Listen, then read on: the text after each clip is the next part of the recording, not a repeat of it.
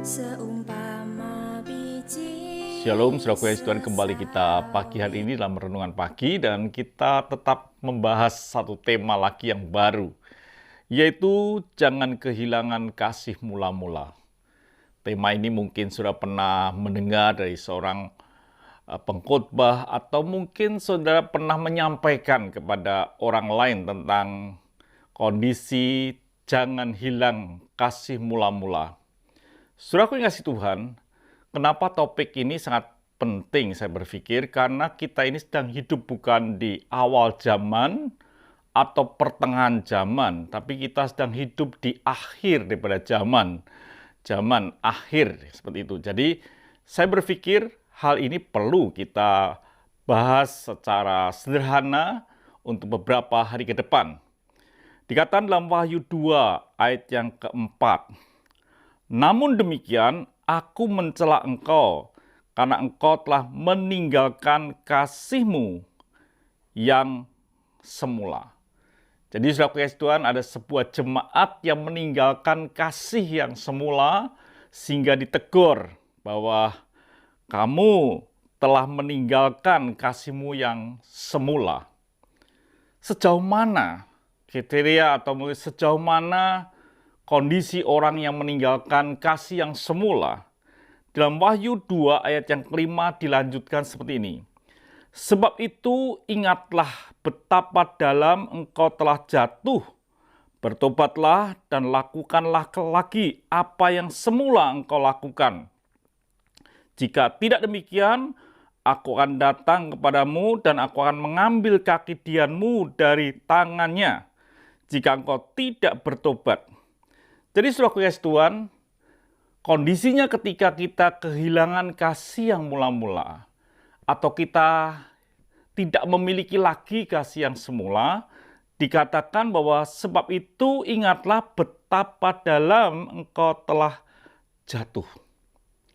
Kondisi yang jelas dikatakan betapa dalam, bukan sekedar jatuh begitu saja, tapi jatuh dalam posisi yang sangat dalam.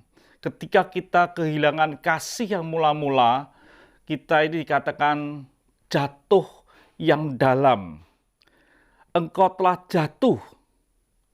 Betapa dalamnya engkau telah jatuh. Dikatakan seperti itu.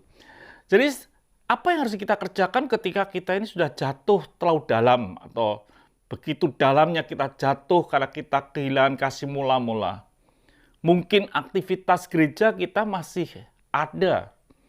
Mungkin kita masih hadir dalam sebuah ibadah, tapi tanpa disadari, di dalam hati kita ini telah kehilangan kasih yang semula. Orang lain masih melihat saudara orang yang aktif, yang datang ke gereja, dan mungkin sudah punya jabatan di gereja itu. Tapi di hadapan Tuhan, kita telah kehilangan yang kasih yang mula-mula. Lalu apa yang kita harus buat? Dikatakan jelas, bertobatlah dan lakukanlah lagi apa yang semula engkau lakukan. Yang perlu kita lakukan adalah kita bertobat. Tidak ada cara lain, bukan memberi persembahan yang banyak, tapi kita bertobat. Arti bertobat adalah metanoia, di mana kita berbalik 180 derajat. Berbalik, bukan sekedar berbalik meninggalkan jauh. Kita berbalik kepada jalan yang sesuai dengan standar Tuhan. Itu bertobat, saudaraku. Kalau kita tidak bertobat, apa yang terjadi? Dia akan mengambil kaki dian. Jadi saudaraku yang kasih Tuhan, ini yang perlu kita waspadai di akhir zaman ini. Bahwa kita bisa kehilangan yang kasih yang mula-mula.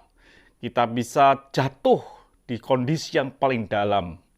Kita mesti bertobat dalam hidup ini, supaya kita bisa menikmati akan kasih Tuhan lebih lagi dalam kehidupan kita.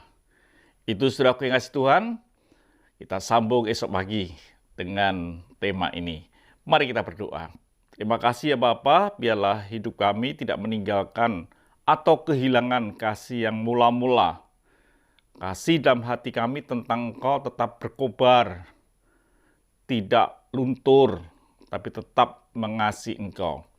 Terima kasih Bapa, dalam nama Tuhan Yesus Kristus kami bisa berdoa dan mengucap syukur. Haleluya.